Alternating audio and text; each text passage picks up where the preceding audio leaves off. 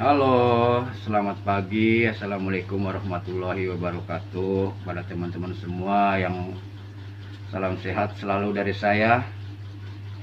Dan saya ingin berbagi pengalaman dalam video ini ya, yang mungkin belum pernah mengalami.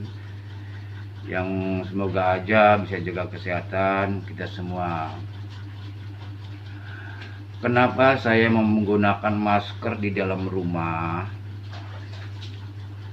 Ini ada salah satu alasan. Memang zamannya lagi COVID ya, selalu jaga kesehatan dan juga harus selalu mengikuti anjuran pemerintah, yaitu protokol kesehatan. Dan selain itu, saya juga lagi sedang yang namanya sakit, yang namanya kena Bell's palsy. Nah, karena saya malu dengan teman-teman di luar, karena aktivitas saya juga kan di luar, jadi saya selalu menggunakan masker. Itulah. Nah,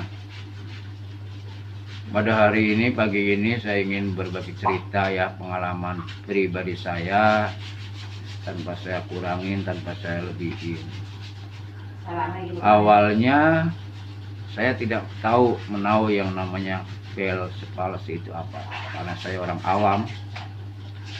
Kejadiannya pada malam Senin, tepatnya tanggal 14 Februari tahun 2022.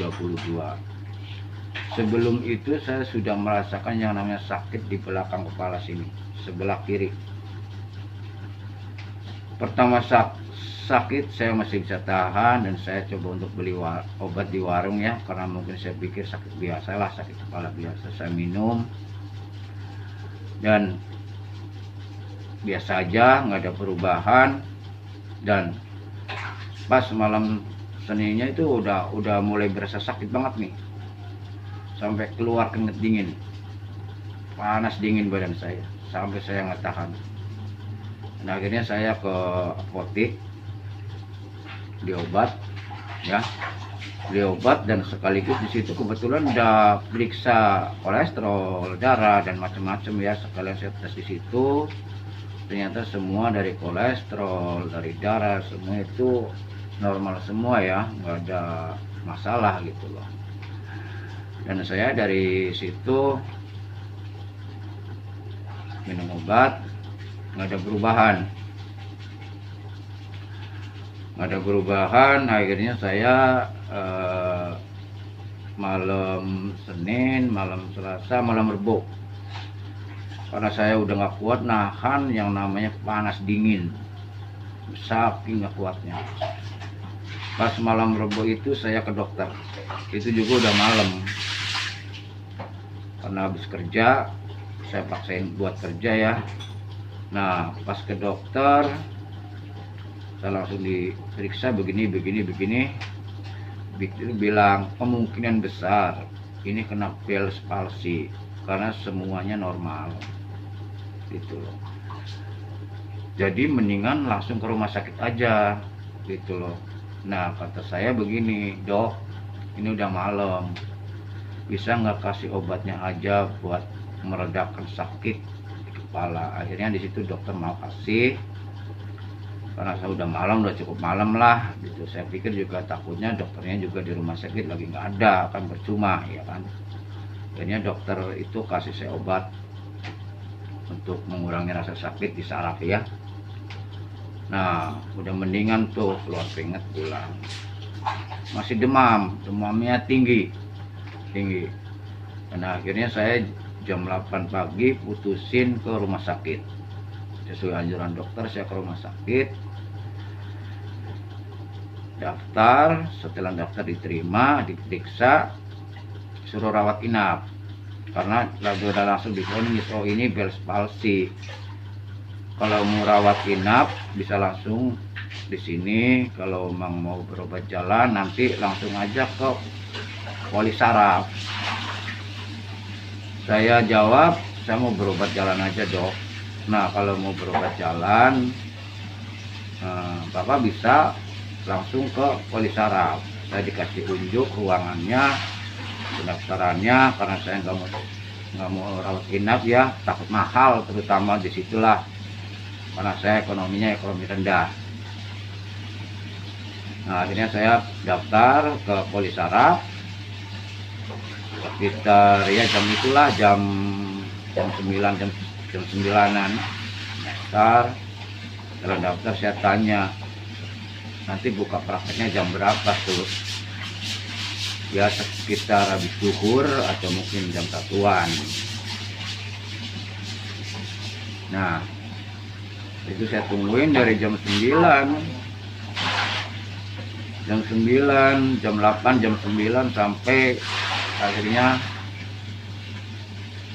saya karena daftar pertama awal, akhirnya saya dipanggil jam 2. Jam 2 dokter udah datang dan saya langsung nggak diperiksa lagi, cuma ditensi darah aja karena udah ketahuan muka saya udah merah, mata saya udah merah, karena nggak bisa merem selama 3 hari itu, nggak bisa merem karena nggak bisa ngedip.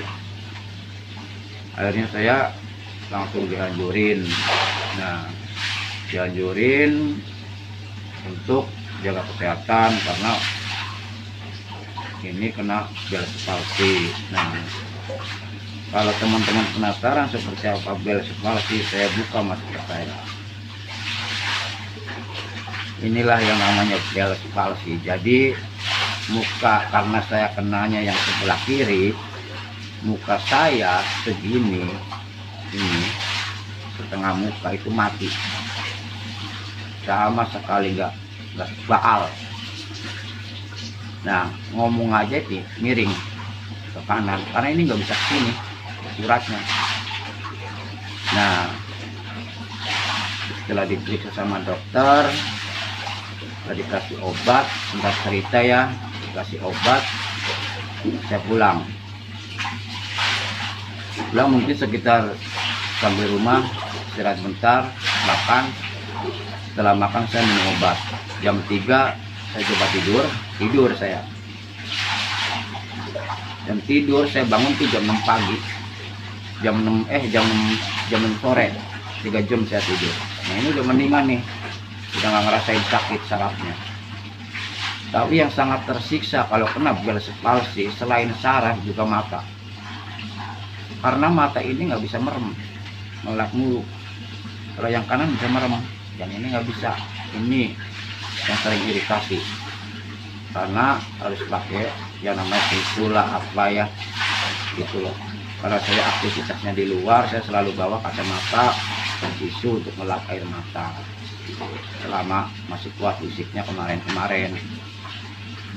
Dan setelah itu bangun tidur jam 6 sore, udah sehat nih, sarafnya udah mendingan gitu loh. Nah, terus saya rutin sehari 3 kali minum obatnya, yang macam-macam lah obatnya, banyak.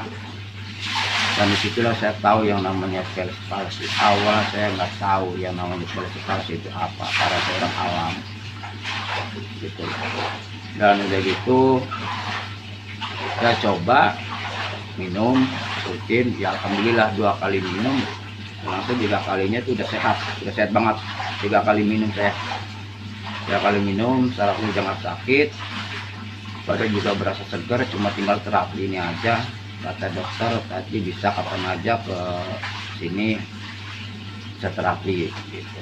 Yang penting jam prakteknya udah buka. Nah, disitu saya agak tenang karena emang ada bukti bahwa saya sembuh sarafnya ya. Paling tinggal terapi paling beberapa kali kata dokter karena saya belum parah ya. Nah, udah gitu saya coba ke kerjaan, cerita sama teman juga pernah ngalamin, bahkan dia tuh usianya jauh lebih muda dari saya, dia lebih parah karena awalnya nggak percaya. Sampai 1 minggu dia ditahan, anak akhirnya dia sampai parah sama kejadiannya.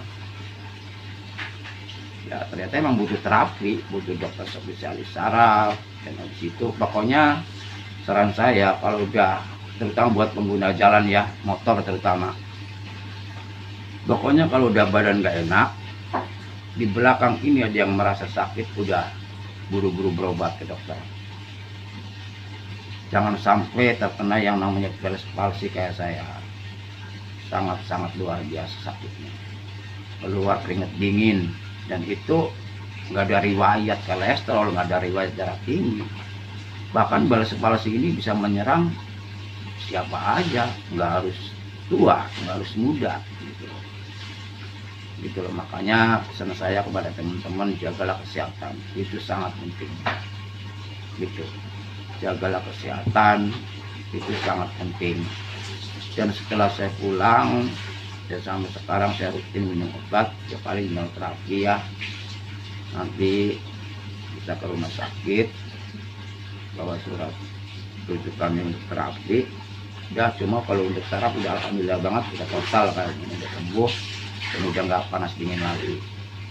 Saya bersyukur banget dan alhamdulillah kalau masih memberikan kesembuhan sama saya. Dan kepada teman-teman semua, tolong jaga kesehatan, karena penyakit itu tidak mengenal usia, tidak mengenal kaya ataupun miskin. Kalau kita tidak bisa menjaga kesehatan, kita akan rentan sekali dengan yang namanya penyakit. Ya, sampai di sini dulu teman-teman video saya, dan nanti akan saya buat video lagi untuk selanjutnya sampai kesembuhan saya pulih total. Terima kasih, semoga bermanfaat video ini buat kita semua ya, terutama yang belum. Dan jangan sampai, jagalah kesehatan, jangan sampai terkena penyakit Bell's palsy. Saran saya, jaga kesehatan, banyak istirahat. Bila terkena seperti kayak sakit di belakang, terutama kayak di saraf, buru-buru ke dokter biar dicek, biar diperiksa. Lebih baik menjaga daripada mengobati. Itu saran saya. Terima kasih. Wassalamualaikum warahmatullahi wabarakatuh.